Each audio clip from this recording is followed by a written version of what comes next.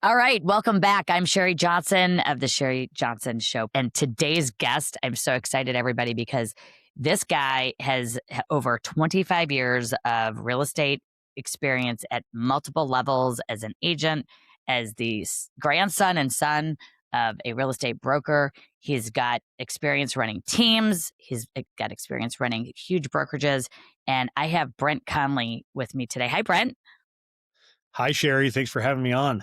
Oh my gosh, it's such a privilege. And wow, I've gotten to know you now almost 2 years. And I'm just really excited because today you're going to share a lot with our audience that I think A, they need to hear, and B, real value that they can implement into their businesses. I'd love for you to start by just sharing like how you got into this business. I know your grandfather was a broker, your dad was a broker. Tell us a little bit about how you got into the business. Were you putting up signs and doing lock boxes? I'm just curious. Yeah, so I was Yeah. stuffing envelopes at 8 years old. I was farming neighborhoods Wow. for my dad in Huntington Beach, California. At a young age, he was paying me 10 cents a house, and so we'd go on Saturdays farming neighborhoods for him, and so that's kind of the entry point of the business. My grandparents were both agents in Victorville, California, and they did a little bit of business up there. And then I took a totally different route after high school. I was in community college, and I was working at a trucking company, and I wanted to build my own trucking company. So eventually, I started doing that. I owned a trucking company with a partner, and I had 7 trucks. We had a logistics brokerage as well, and I did some over the road driving and stuff, and had fun with that for about a year.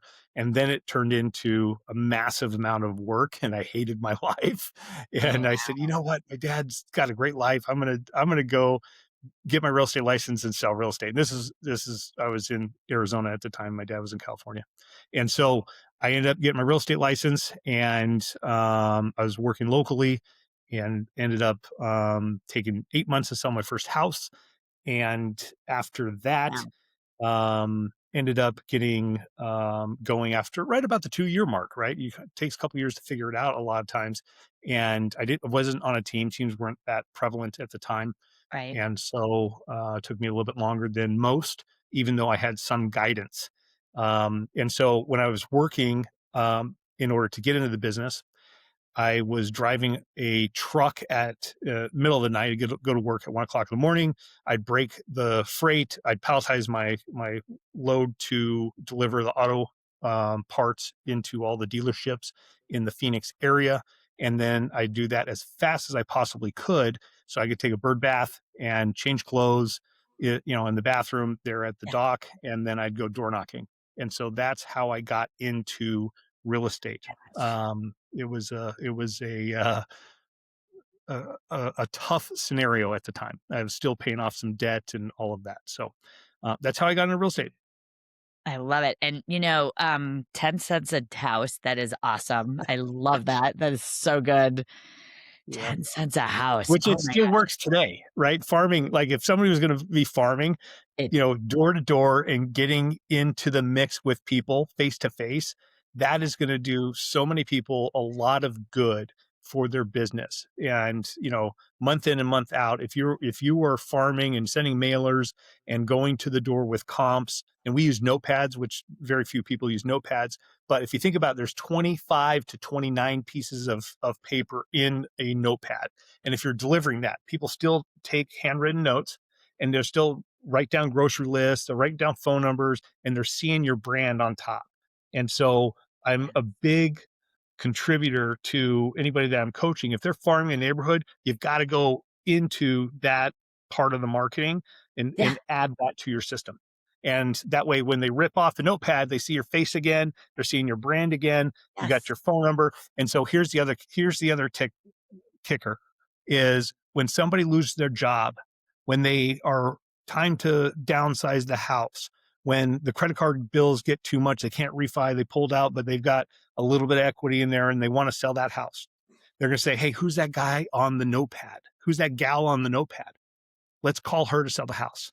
Let's call him to sell the house. That's right. And so the Notepad monthly is Love a it. huge advantage for anybody out there. So write that down. I love the notepad idea. And you're right, people use them. People are still taking handwritten notes. They're Yep. seeing your name and they're seeing it constantly. And what he said, and what I think is so rings true, is that when the time comes when they need someone for whatever the case may be, losing a job, need to sell, whatever, they're going to say, "Where's that notepad? Where's the guy in that notepad?" That is so good. You reminded me, I did calendars every year, but Yeah. not the refrigerator ones. Mine was like a thin calendar that was, maybe it wasn't quite the size of a piece of paper, but like everyone loved them. And even after I got into leadership and management, and I had to still send out like 200 of these things. And a friend of Yeah. mine just asked me the other day. She said, "Where are those calendars? Can you start doing those Yeah. again?" So I'm actually going to do it. I just wrote it down, and you should too. If you're listening right now, and we're talking to you, these things work. Canvassing Yeah. Well, neighborhoods and going door to door and meeting people is the fastest way to a yes face to face. It's awesome. and Um, let me add to that while we're on this topic, just yeah, real quick, Sherry, is I want somebody, if you're watching this right now, write down the words omnipresence. So if you're farming a neighborhood and you use notepads, you're using just sold, just listed postcards, maybe a pending postcard because you just sold something in there, or you're trying to break into that farm and you're going to visit the FISBO, you're going to visit the expired or door knock the expired or yes, prospect them somehow. And then you're backing up with phone calls and then your online marketing. Maybe you have a neighborhood Facebook group and then maybe you're in the neighborhood.com or whatever that website is that everybody complains around, and so think about omnipresence. How can I overtake the neighborhood with my marketing material, my presence online and in person? And so that is a recipe for success. Every single neighborhood, think about that. Implement. take over the neighborhood with omnipresence is fabulous. I love it. You know, these things work. That's why we still do them. I love this. So you did that. You door knock. You literally grew up in the business. I know there came a point you owned. You were at several different brands, different models. At a certain point, you had an independent company. I know you had about 420 plus agents. Tell us about Yes. that chapter. Okay, so started my career Coldwell Banker, went to an independent, strong independent in the Phoenix area, and then went to Keller Williams, learned a ton there, was there for about a year and a half. And then I broke off Keller Williams with a partner, two partners, and we started Solutions Real Estate, which was the dominant independent brand in Arizona for many, many years. It's still well known. I still own the brand, even though I'm at a different company now. I still kept the ownership of the brand. So we built that to 320 agents in Phoenix, and we also had 100 agents in Carlsbad, California. And so we ended up selling to Century 21 Mm, and the Phoenix. I kept the California operation and opened an escrow company. It was profitable. Had since we sold the mothership, we dropped down to like 40 agents. I was rebuilding, along with running my team in Arizona and in California. wow. And during that time frame, I just lost like you kind of hit peaks and valleys. I was in a valley and I was just like, why am I building a brokerage again? Because I know the profitability. And it's great for a certain amount of time frame, but it didn't align with my goals anymore. And so I ended up joining EXP Realty and didn't look back. I loved it, loved the model. I was after revenue share. I wasn't necessarily after the stock, even though that turned into a big, huge blessing. And that's how I transitioned. And out of all of that experience, the last 7 years of my career has been the most fun in my career that I'm having. And so, that's kinda the fast Wow. track of where I'm at today. Wow. And, managing. thousands of transactions a year. I mean, that I get it. I had 800 agents in a in the Cleveland market, and you're right. You started over and said, "Why am I doing this again?" There's a runway of profit, and then it starts to work backwards, and no truer statement. And I like how you worded it that way because it just doesn't end up making sense, and the stress and the cost and the liability and all of that only gets bigger. It does not, get smaller, and it costs more money. I love it. So you were doing a lot of REOs throughout your career, Yep, will do. and yeah, and still do. Anyone out there who's trying to break into REO, what would be your suggestion on how they could do that? Just because you have so much experience with REOs. The easiest advice I could give somebody is you've got to go to the conferences and meet people, and not just meet the asset managers, but meet the executives and also meet the agents, because it is a relationship business even there. Right. Like, so if you look at an agent's regular business, 70% of the transactions are coming from their sphere of influence. And so, you should focus on your sphere of influence. It's the foundation of your business. That's never going to change. And so building a sphere of influence at REO conferences is a wise thing to do. It's just like if you're working probate, build a sphere of influence around all the attorneys. And so if you think Yeah, about it in those aspects of what pillars of business am I wanting to add to my life and my career, and what do I have time for? Do I want to travel to different states and conferences? yeah, And if I don't, or I don't have time because of kids or because of lifestyle or whatever the case may be, then maybe it's not the right business for you. It's very task oriented. It's very team oriented type of business. And hmm, so there's pros and cons to that. When I was doing everything by myself years ago, then it was very, very limited. But when I had staff to help with, broker price opinions and vacancy checks and weekly inspections and all of the management tasks, yeah, it's a lot more fun for you as the agent yeah, when you have a team around you. absolutely. And it's definitely one of the pillars you just said. I mean, if that's something someone wants to pursue, and I'm glad you mentioned, probate too. That's another. It's a really good market for people to expand their business in. So, so you join EXP, and you are now building something pretty amazing. And before we get into what that looks like, I know there are agents struggling after the last 2 years, right? They're solo Sure. agent or they're a team leader. We've got all kinds of. You have a lot of experience with both. What would you tell team leaders right now who are trying to scale, trying to put the right combination of lead generation and value proposition to their team? What could you get? What good advice could you give them? Maybe something you did that worked really well, or something that is a mistake they're making that they can stop making. Sure. Okay, so keep learning, keep having your mind open to new ways and new people is a benefit to your business.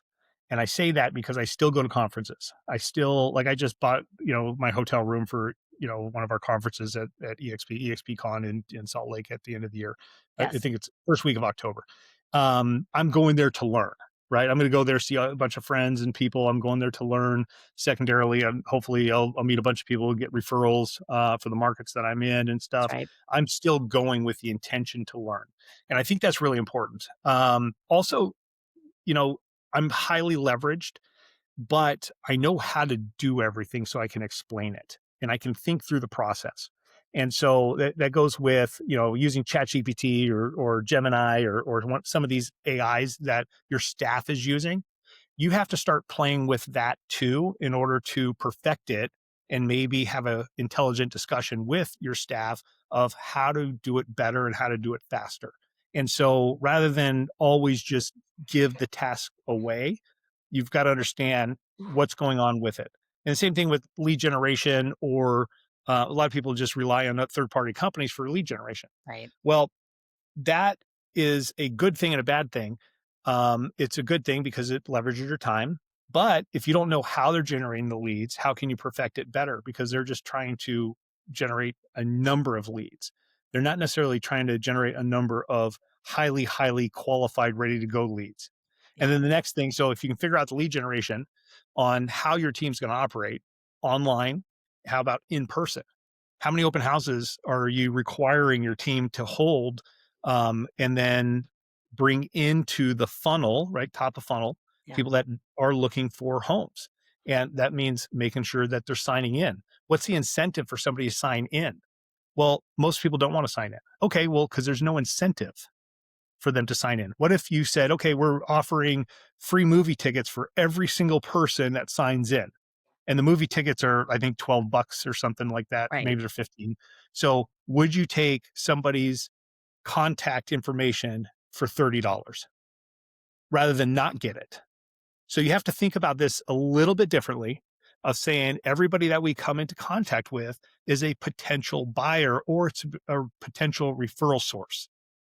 And Yeah. so think about every single process that you have running your team and think about how to perfect that. And so the first, you know, problem of every team is how many leads are we generating? Do we have enough leads? Right. So there that's number 1. Number 2 is conversion.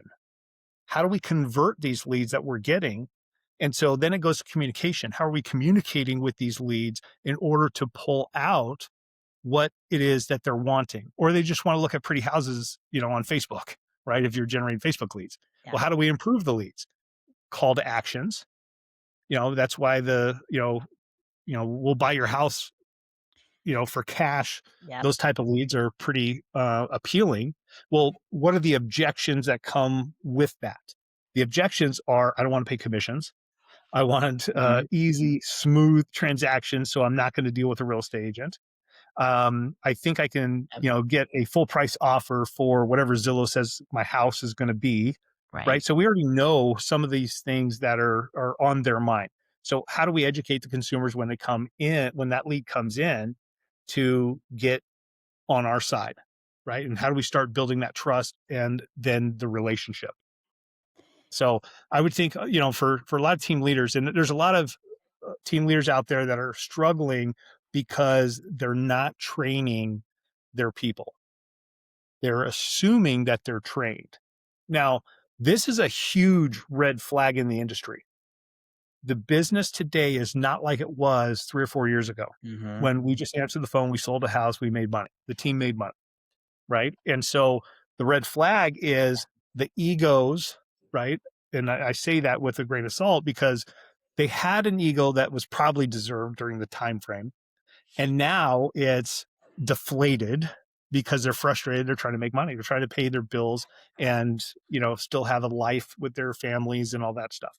But the the the missing link is how do I get the agents on my team back into training, back into the basics, and how do I teach them how to communicate? Well, the team leader has to start communicating with them and then showing them how to do it and reporting their own Mm. activities with those agents. So, like last week, I set 3 listing appointments for my agents.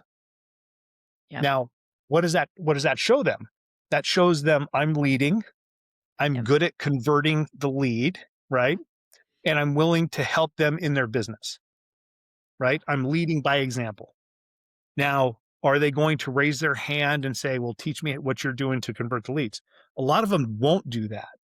So I have to ask for permission. I have to say, "Sherri, would it be okay if I shared with you what I said to convert the lead?" Yeah. And so when their mind is open, they're like, "Yeah, I want to know that. I want to get better at my job."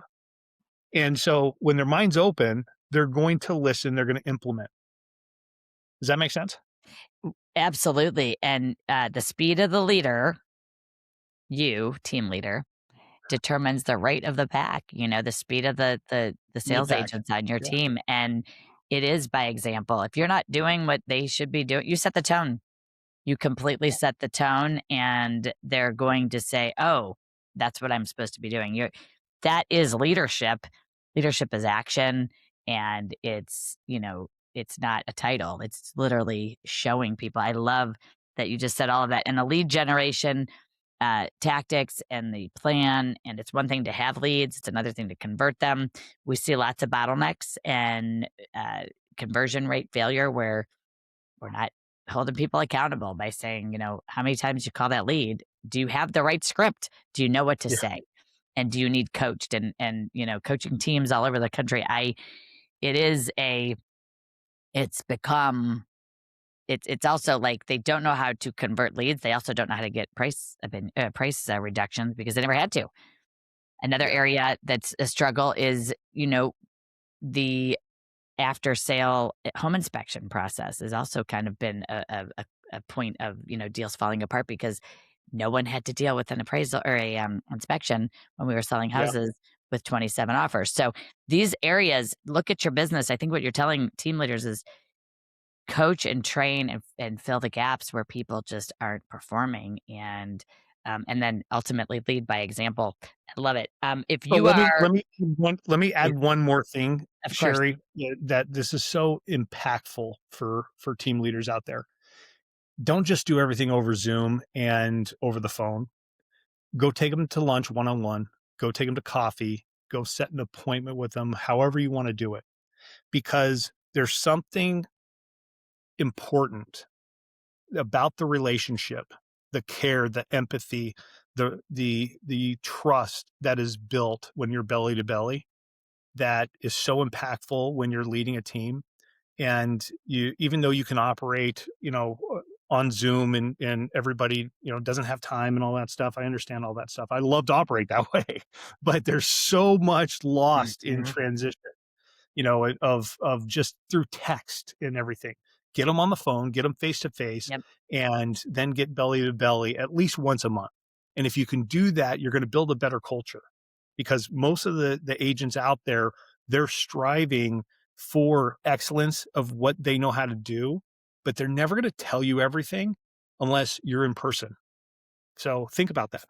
It's so true. 55% of communication is body language, and 38% is tone of voice and cadence. And we're texting and emailing and wondering why we're going backwards. And it just face to face builds the culture. Culture builds productivity. Productivity follows culture. And it doesn't work the other way around. You can't. It will follow a thriving, winning team because of you. And there is, to me, everyone here is like, can we meet? We need to meet in person. And yes, we do it every week because we have new listings to share. We have, I need a house. I have buyers and I need listings, and so we collaborate by being together. And you're 150% right that it's a you said belly to belly, and it's personal, that commitment and time you spend is so valuable in creating a relationship long term retention. If you're a team leader, for those agents to stay and get value from you, great stuff. My gosh. And I hope, if you're looking at, I just had this situation happen with a team leader who's had some, information delivered via text, via, email, and it was all misunderstood. Yeah. And it's breaking the relationship, and I'm watching it. And so it's a good moment to say, you know what? Do a happy hour, get people to the office, do a mastermind together, like get everybody in. I love it. I think it's great. If you're a solo agent, like we have solo agents right now, I wouldn't say they're floundering, but they're really trying to have a comeback year. And Yeah. what best pieces of advice can you give an agent who's like wants to double their transaction count or double their income? What would you tell them? Okay. I think everything goes two different ways. One, I think your schedule has to be dialed in and you have to dial back some of the personal lifestyle things that we all are accustomed to over the last few years, 5, 6, 7 years, right? Because the market's been fantastic, and then the last couple of years have been a little bit down. But we've all been used to, let's say, if you're not a buyer's agent, you're a listing agent, weekends off and like evenings, you're shutting your phone off at 6 o'clock in the evening or whatever. And I think you're losing some opportunities there, just by not having an ironclad schedule of like 2 hours minimum a day prospecting. And so, like when I was on the phones, I was calling Yep. expireds and FISBOs. I really didn't like FISBOs. I was always going after expires, Mhm. and I'd be on the phones at 7 a.m. Now it's like I think the law is at 8 o'clock in the morning is okay, and being on the phones from 8 to 10, and then again at 4 to 6 Love might it. solve some problems for the agent. The next thing is think about like the personality style and the habits and what you're comfortable in doing, what you're excited about doing. And let's use this as an example. Let's say that you have or you are a expressive personality and you are the life of the party. You love going to parties, you love going to networking events and mix and mingles, and you're at the Chamber of Commerce and you know everybody and you are having a great time, but you've never built your database, right? And this happens a lot with expressives. Okay. And so this is so common. It is. So I think that Yep. you either have to hire a VA or have a team take care of some of this stuff for you, and you will thrive. You'll do so much better. And so think about hiring a VA. So if you hired a VA for under $1,000 a month, if you can afford that, then you met somebody at the Chamber of Commerce mixer, or you met 5 people, and you immediately snap picture of their business card if they have it, or you send it to the VA real time, or you send the email so it goes into the database. Like the database is the foundation. And think Totally. about how to outsmart yourself. And I'm sharing this because I coach some other agents in the industry that this has solved their problem. And so the other piece Yeah. of that was hire a coach or hire a team. Think about the team of like, no, I'm not going to give that team my money of 30%, 40%, whatever it is. I don't know what team splits are, Yeah. out there. But I would assume the team's going to be 70-30 on your deals and 50-50 on their deals or something like that. Maybe it's 85-15, whatever it is. And think about you're hiring them to keep you organized. You're hiring their staff. You're hiring them to do the paperwork, and Yes. you're in control because it's your business. And as long as you're doing your job, which is going to meet people and to put them in your database and then to follow up. And if you're not good at follow up, then you've got to hire the team to follow up for you or the VA. So think about how to outsmart yourself in some of those aspects. If you're an analytical person that does not like to go out there and be the center of attention, then we've got to hack your system. And meaning if you're awesome at pulling comps, if you're awesome in front of people that are, wanting to list property, and then it's just a matter of adding scripts and dialogue and getting really comfortable with having those conversations. We can add in some of those, expressive personality traits because everybody has them. It might be on your fourth, trait, but Mhm. you can work on that over the course of time. But if you don't think about having those as part of the plan, then you're never going to implement it. You're never going to get better. So I always look at if Just I'm, you know, trying to build something. I'm trying to build a very productive agent and with their strengths and weaknesses. And then the last thing I'll say on that is if you just double or triple or quadruple down on your strengths and hire out your weaknesses, you're mm, going to thrive, even in today's market. it's so good. And database is the number one offender Yeah. of everyone. And, that CRM is really, I renamed it to continuous referral machine Yeah. because I that's love really what it is. And it's that. like, you can't have, I'm talking to you, agent, you know who you are. Like, you can't have it, part of it in your phone, part of it on a spreadsheet, part of it in a CRM that you don't use. It's got to be a direct intentional goal to say, I'm going to fix that this year and I'm going to put everybody, because that will solve, you said it, that will solve a lot of your problems. It will help you increase your referrals. It will help you increase repeat business. And wow, I loved, and I have to echo this because I've never heard it said like this, hire a team, which is go join a team on purpose. because they come with an entire team that you can either plug into their team and it's automatic and not have to train someone. You literally plug into a team that's already got proven systems, and wow. And we just saw some statistics that showed agents on teams are actually more successful Yeah. than not being on team. Doesn't mean if you're a solo agent and you're crushing it, keep doing it. But for some of you out there that are like a team concept, joining a team on purpose and looking at it like, you know what, I'm paying for this because I would have to pay for it anyway. I love how you phrase that. That's a really great way to look at it.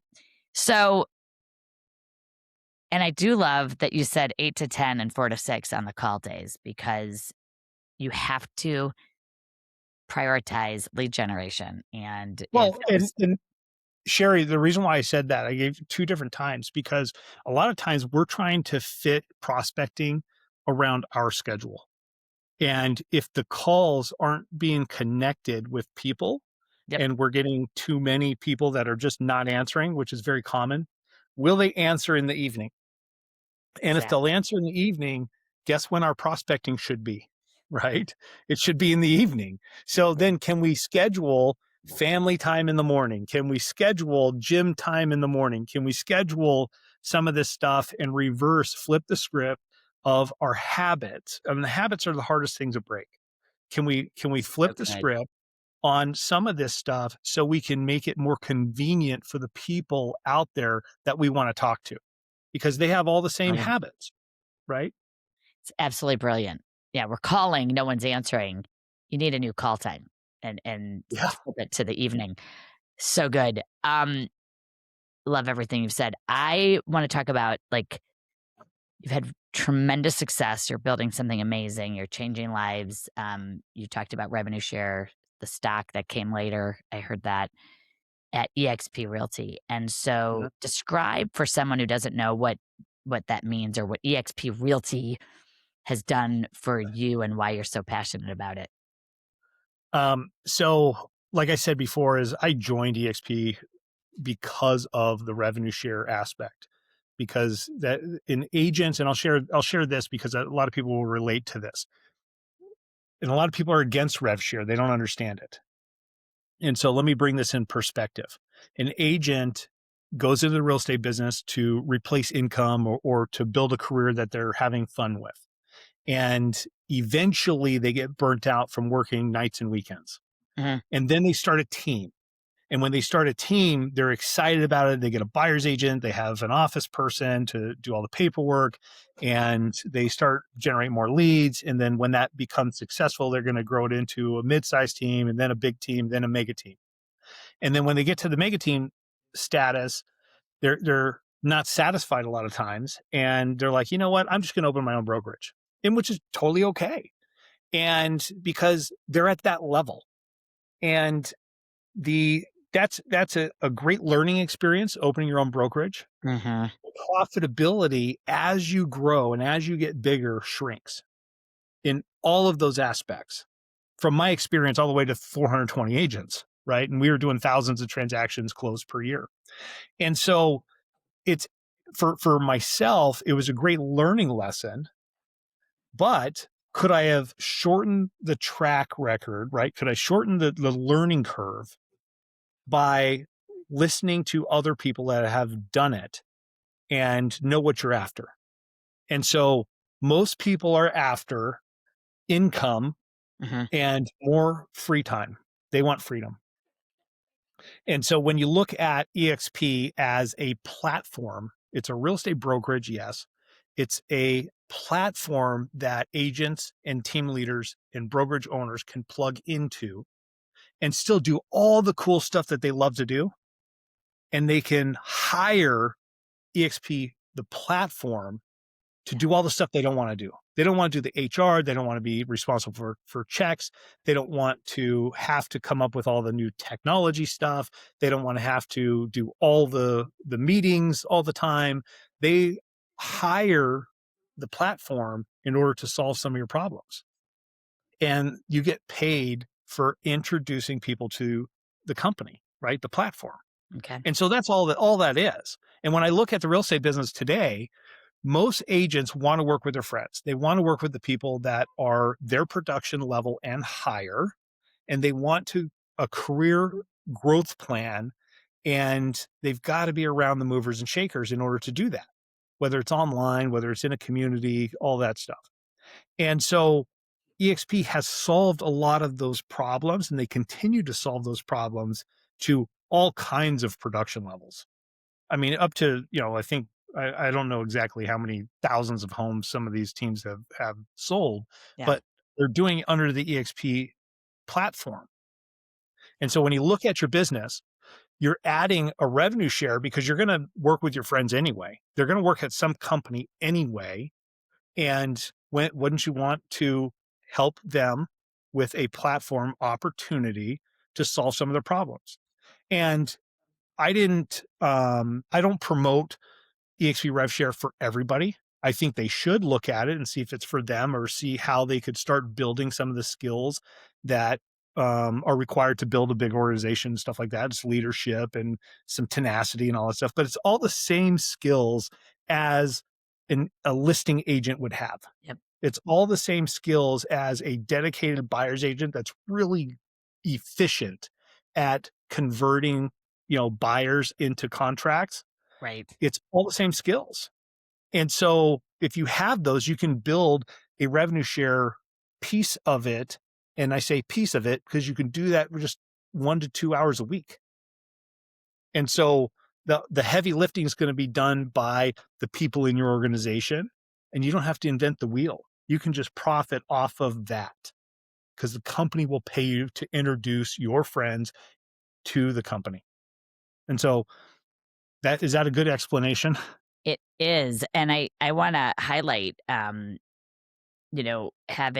you're losing, you said, as the profit shrinks, as you want to build this thing you've built, you spend years, people spend decades. I've done this 30 years. It's like, and EXP platform allows you to have all the benefits of being a broker without having to be a broker, and to actually lose, you don't have to worry about compliance, accounting, risk, cost, liability. I mean, it is really brilliant. It's a brilliant model. Well, And and I, then Sherry, let me give a couple more examples because a lot of people don't know this part of this company. Is like 3 years ago, 2 years ago, something like that. I sold 16 houses in the Phoenix area from from the REO department from EXP. It was yeah, top down, right? I mean, the company, the platform, EXP, gave me those listings, and then I ended up selling those, right? So I don't know what the volume was. There was some referral fees and all that stuff, but that company generated that business. Currently, my team has a listing we just got through the relocation department. And I hmm, think I can't remember the company, the actual relocation company, but it's a very well-known name, that we interviewed for the listing with the homeowners. yeah, They chose us, and that business was top down, right? So, and then here's another thing. We sold last year a $1.2 million house to a buyer, a relocation. The gentleman, I think, worked for the federal government, and that came through the relocation department. And then currently we've got a $750,000 buyer for through that relocation also. So this is current top down business. Top down business, a couple wow, years ago, that was pretty massive. And so when you look at the company, it's a platform of opportunity. So we have express offers, we have relocation, we have REO, we have the Revenos program. We've got a lot of different things going on. EXP bought, there was a company in Canada called, I think it was called, shoot, I can't remember. It's equivalent to Zillow up there in like Toronto or something like that. I'll think of it in a second. But they bought this company that was equivalent to a Zillow up there, and that generates leads for the Canadians, in that marketplace. And so the company has probably $100 million plus of infrastructure that is built into this company. It's not just agents recruiting people. That's all false. no, It is a small amount of people introducing people to the company to solve those broker owners, those team leaders, and those agents' problems. And that has generated over 80,000 agents at the company, right?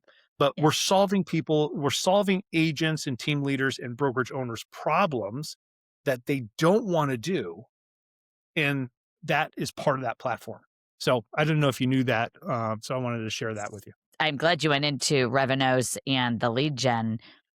We have 80 hours of coaching, training, Oh, masterminds in EXP University. I've never seen the collaboration like this without competition. It really is unbelievable. Not to mention, you mentioned lead generation, but the stock and people literally hitting icon and being able to get their cap back in stock. Can you explain that just for a moment? Because that's a pretty sure. unique thing. That's S Yeah, and so crazy. I didn't even join the company because of the stock at all. It was like I'm not a stock guy, I'm a real estate guy, right? So I Yeah, didn't even yeah, fathom what that was, and, even to this day, like, it made me a lot of money. I've sold a lot of it, and I still have a lot of it, and I over this next 10-year, in my career, the next 10 years, I'm gonna be collecting the stock because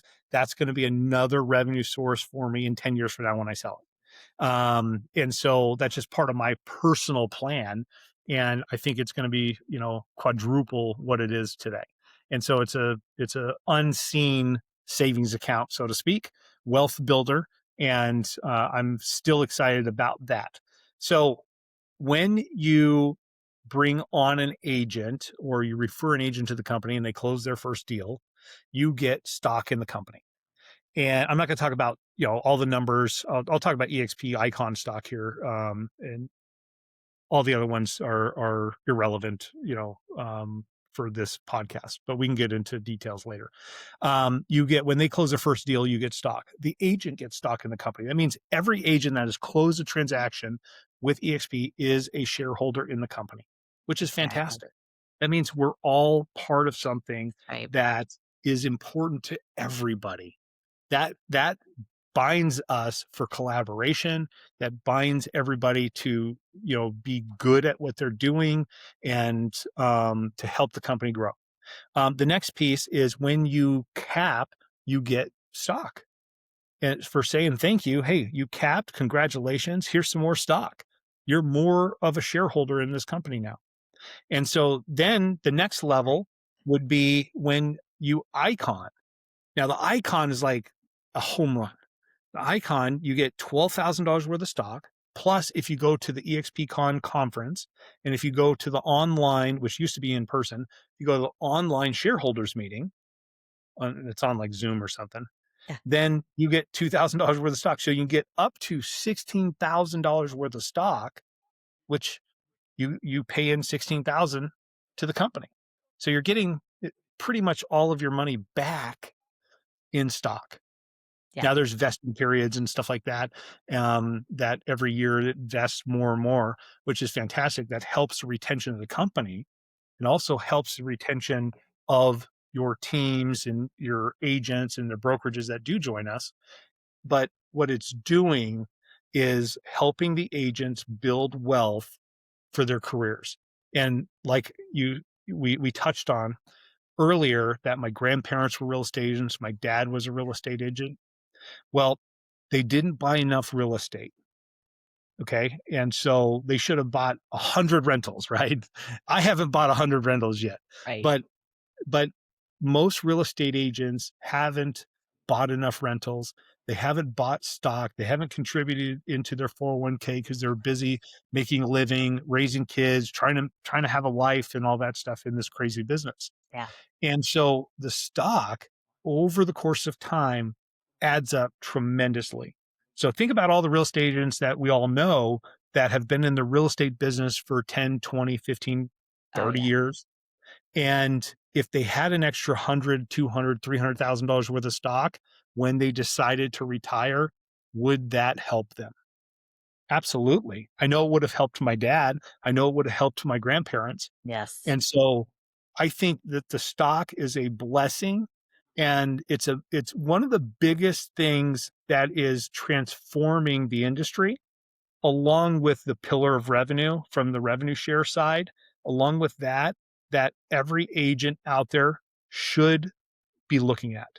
And so the legacy companies, or, all these other companies now under Compass or Berkshire Hathaway, or some of these large independents, they're great companies. They wouldn't be in business if they weren't great companies. Correct. But if they don't have a component of stock where you can compound that over the next 10 or 15 years, 5 years, that you're going to be in the business, then you're losing that type of money for your family and for your retirement. So it's okay to be a little bit selfish and start thinking a different way in order to set yourself up 5 or 10 years from now. You did such a great job articulating that whole thing, and I will add to it that, um, people, um, they don't realize that even their 6 or 7% franchise fee that they're paying, they can put that into stock here and have that Sure. money going into that, again, the 401k nobody has. It's just a radically different way. And I want to echo too, you said everybody has an ownership stake in the company, which means we're invested in this. And it takes on what I love the term partnership. We're partners. And it's so different and it's so great. The legacy brands, while they are great, can't offer this. It's just a change that has dramatically disrupted the industry. Like Amazon, I mean, it literally is that big of a difference. So I love that. What would you say to someone who's looking at, if they're going to look at where they should continue to uh, partner with their brokerage? Should they take a look at EXP? Should they look at all their options? Obviously you're at EXP and I am as well, and we believe in this platform. But how does somebody even think about change on this type of level? Because it's for some people, they've been at their companies 15 plus years. Um, Yeah. how would you recommend that someone even think about looking at making a change? I you know, I when I was growing my independent, nobody could have talked me out of growing my independent during that time frame. So I get it. Sense, When yeah. I was at a 100% company, an independent 100% company, it was called First USA Realty in Arizona, and I loved the company. It was Hmm. cool. I had friends there, and we used to go to happy hours and all that stuff, and nobody could talk me out of that. And so I think everybody's journey has to start with, uh, you know, what do I want out of this business? And who can help me grow to the next level over the course of the next, 3 to 5 years? And then I want to stop there. And I want you to think a little bit bigger. I want you to think about, how can I get to that next level in 6 months? Yeah, Right? Who's done it already, that's and right. who can help me do it within 6 months? And then, do I have the time to do it? Because a lot of people they don't have the time. Maybe it's not in their season of life right now, but I guarantee you that somebody in the country, in US, in the world, is waking up saying, "I want a better life." And how do I get it? Who can I partner with in order to show me the way and to help teach me some of these skills and at least guide me to the next level, because there is another level. And so I would suggest that people just, they have to get out of their own way. They have to think bigger. And even though it's good, how can we get great? It's like, I have a fantastic marriage. I love my life. I'm always thinking, what's the next level? How can I improve my relationship with my wife? How can I improve my relationship with my kids? Yeah. And we already have a great relationship, right? It's Yeah. it's good. But how do I get to that next level? And so you have to find other people and other ways in order to get to that next level and to improve the unknown. So think about that. Yeah, and I heard, Pete Middleton say, you gotta make a move to get ahead, and it feels scary at first. EXP aligned with every single thing as my coaching company alongside my coaching company that I'm already building. And it just is so bigger than anyone could imagine. I think that, my advice is just have an open mind and learn something. Everything I thought I knew, I was dead wrong, or I didn't even know. I just didn't know it was what it is. And that's what's so great about it is, you know, a movement, and it's going to be it's a game changer for people for sure. And it is an Sure. agent, truly the most agent centric model I've seen. I've coached for every company in the country, and this really is and has been a fabulous conversation. Thank you, and so many great tips. Will you come back? I'm going to have you on again. All Brent right. Conley, who's built an amazing over 1,800 people in every state and multiple countries. You are always adding value everywhere you go, and it's just so great to be partners with you personally, and also to have you in my tribe of collaborative leaders that are helping build this thing and helping change lives. Because that's really, you know, um, I know we're both passionate about that. Your wife's amazing, Rebecca's amazing, and my two kids are getting their real estate licenses too. You mentioned, I don't think I told you, but yeah, one's Oh, in that's high great. school, one's in Yeah. college. The high schooler is like he's he's already signed his joint app. Like he's like and he can get his diploma and then he takes the test. So it is so great to have you on, learn more about you. If you want to reach out to Brent Conley, he is in San Diego. He is in Scottsdale half the year and also in San Diego. Find him. We'll put all of his social channels on this podcast. Please connect with Brent for referrals, for advice, to hear about what we're doing. And it's been a great pleasure having you on the show today. Thank you. All right. Thanks, Sherry. Appreciate Sounds it. good. All right, everybody. So that wraps up today's episode. Stay tuned for more. Like us, give me a 5-star review, please. Share this podcast with a friend and connect with us at sherryjohnson.com. And I can't wait. Brent, I'm going to see you in a couple weeks in Cabo, All right. like 2 Looking weeks. I'll forward see to you it. then. All right, guys. All right. Thanks. Bye bye. Thank you.